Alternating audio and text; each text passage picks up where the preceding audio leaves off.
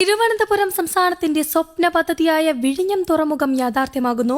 ആദ്യ മദർഷിപ്പ് ഈ മാസം 12-ന് തുറമുഖത്തെത്തും. ഗുജറാത്തിലെ മുന്ദ്ര തുറമുഖത്തു നിന്നുള്ള മദർഷിപ്പാണ് എത്തുന്നത്.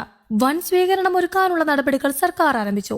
വാണിജ്യാടിസ്ഥാനത്തിൽ തുറമുഖം പ്രവർത്തന സജ്ജമായി കഴിഞ്ഞതായി അധികൃതരും അറിയിച്ചു.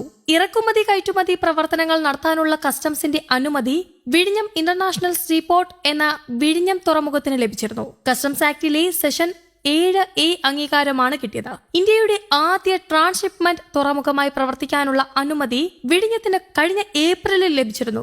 റോഡ്, റെയിൽ മാർഗങ്ങളിലൂടെയും ആഭ്യന്തര തുറമുഖങ്ങളിൽ നിന്നും ചെറു കപ്പലുകളിലും എത്തുന്ന ചരക്കുകൾ വലിയ ചരക്കു കപ്പലിലേക്ക് മാറ്റി വിദേശങ്ങളിലെ ലക്ഷ്യസ്ഥാനങ്ങളിലേക്കും തിരിച്ചും അയക്കുന്നവയാണ് ട്രാൻസ്ഷിപ്മെന്റ് തുറമുഖങ്ങൾ.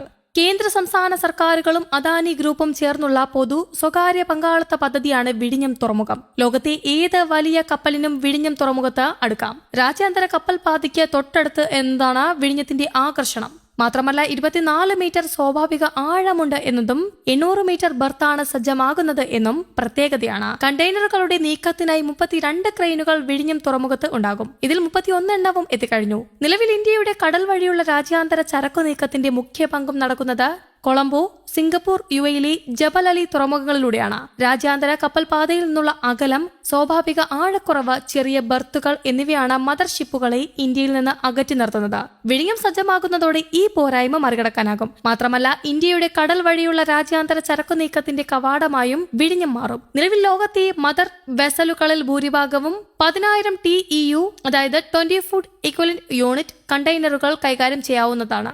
വിഴിഞ്ഞത്താകട്ടെ 24,000 TEU വരെ ശേഷിയുള്ള വെസലുകളെ സ്വീകരിക്കാം എന്ന പ്രത്യേകതയുമുണ്ട്. വിഴിഞ്ഞത്തെ ചരക്കു നീക്കം കേരള സർക്കാരിനും നേട്ടമാകും. നികുതി ഇനത്തിൽ വൻ വരുമാനം ലഭിക്കും. മുഖ്യമന്ത്രി പിണറായി വിജയൻ ഉൾപ്പെടെ പങ്കെടുക്കുന്ന വൻ സ്വീകരണ ചടങ്ങാണ് സർക്കാർ ഒരുക്കുന്നതെന്ന് തുറമുഖ MD ദിവ്യ S. അയ്യർ പറഞ്ഞു.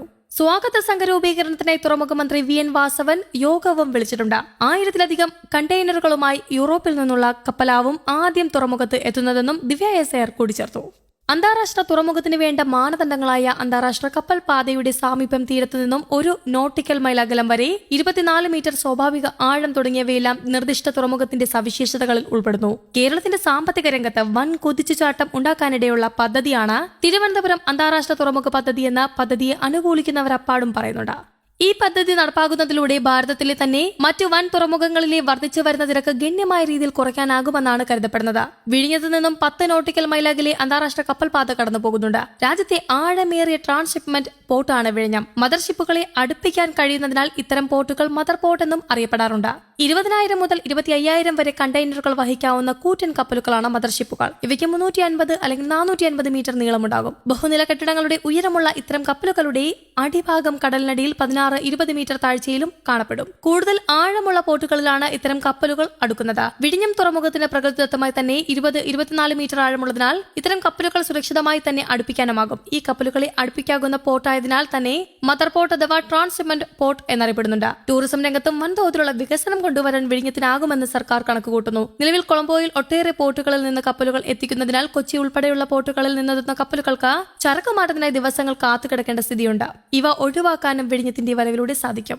News desk, Kerala Kaumudi.